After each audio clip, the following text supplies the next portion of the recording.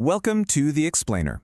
Today, we're going to unravel a story about a single chemical element that, believe it or not, reveals a massive global power struggle over the future of pretty much all our technology. Okay, so let's just dive right in with a paradox that honestly seems to defy logic. You have this element, europium. On one hand, it's officially on the critical minerals list. It's essential for things like your TV screen, for energy-efficient lighting, really important stuff. But, and here's the crazy part, we have a massive and growing surplus of it. So how on earth can something be both absolutely critical and wildly overabundant? It just doesn't seem to add up. So before we go any further, let's get on the same page. What does critical actually mean in this context? Because it's not just about being important. It's a very specific mix. It has to be essential for the economy and for national security. And, this is the key part, its supply chain has to be really vulnerable to being cut off. If the supply suddenly stops, there's no easy plan B. Right, so to solve this mystery of the massive surplus, we actually need to look at a huge technological shift that happened right in our own homes, specifically with the light bulbs we use every day. This image here, it really tells the entire story in one go. Let's break it down. First, just look at the supply side. See, europium is often a byproduct. It's not the main event. It gets mined alongside more famous rare earths like neodymium, which we need for all those powerful magnets in things like electric cars. So as the demand for those other elements just boomed, guess what? The supply of europium went right up along with it. But, and this is where it gets wild, at the exact same time its supply was increasing, the demand absolutely cratered. Europium's main job was to create the red color in old-school fluorescent light bulbs. Well, then the whole world switched to LEDs, which use way less of it. So you've got this perfect storm, right? Supply is shooting up and demand just collapses. We are talking about a 75% drop in demand in just 7 years. That is a massive shift.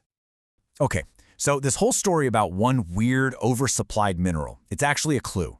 It starts to reveal a much bigger, way more strategic game being played on the global stage. And this is a game for control over the entire technology supply chain. And this quote right here, it just gets to the absolute heart of the matter. While the West was really focused on things like demand and the final products, China was busy consolidating its control over the processing, that complex, super vital middle part of the supply chain. You see, it's not just about digging minerals out of the ground, it's about having the ability to turn them into something actually usable. And then, China played a major card in this geopolitical chess game. They announced export controls. But, and this is the crucial part, it wasn't just on the raw materials themselves. They put controls on the technology and the actual equipment you need to process them. This was a huge strategic pivot. It's no longer just about controlling how much rock leaves the country. It's about controlling who even has the ability to build their own supply chain in the first place. Well, you can bet that move triggered a pretty urgent reaction. It basically forced the US and Europe to start scrambling, trying to build entirely new independent supply chains, pretty much from scratch. And what's so fascinating is seeing the two very different approaches that popped up. On one side, you've got the EU. They're setting these really ambitious targets for sourcing and diversifying their supply, building a whole new regulatory framework. But then you look at the US, and the Department of Defense is jumping directly into the market. They're becoming an investor and a customer to basically guarantee that domestic producers can even survive. Two very different strategies for the exact same problem. And if you want to understand just how serious the US commitment is, just look at this number. The Department of Defense guaranteed a price floor for key magnet materials that was over 70% higher than the going market rate at that time. What that says is that they are willing to pay a massive premium for a secure supply chain that isn't dependent on China. This is not just a subsidy, it's a strategic move to create a whole new market that can actually compete. So why does any of this matter to you? Well, because this huge geopolitical tug-of-war is creating a brand new world for all the materials that power our lives.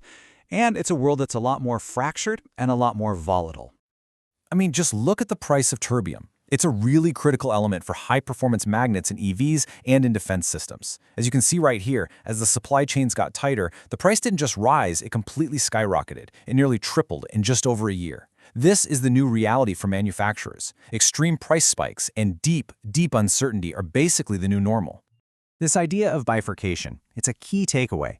We're now seeing two different prices for the exact same material floating around.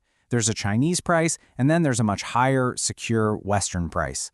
So companies now have to make this tough choice between a lower cost that comes with a ton of geopolitical risk or a much higher cost that comes with supply chain security.